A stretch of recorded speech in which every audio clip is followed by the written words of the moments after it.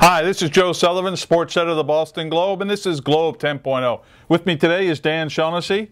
And Dan, Sunday afternoon at Gillette Stadium, we have the Ravens coming in to face the Patriots in the AFC Championship game. And what we have here is, I think, an interesting confrontation.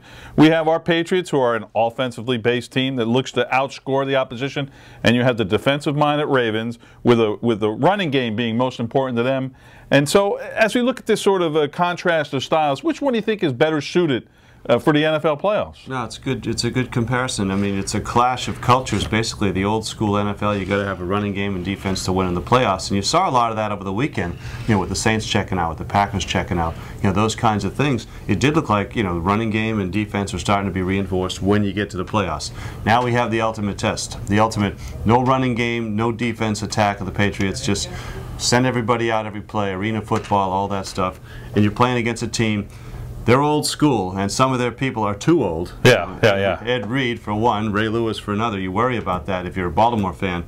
But on paper, this looks like more interesting because the Ravens will do what the Giants have done and what the Jets used to be able to do, which is pressure the quarterback. Brady hasn't seen much of that. Yeah, and it's look, there was a lot of talk about how the NFL maybe had finally changed. That offense was more important than defense after, you know, centuries of thinking that defense is more important than offense.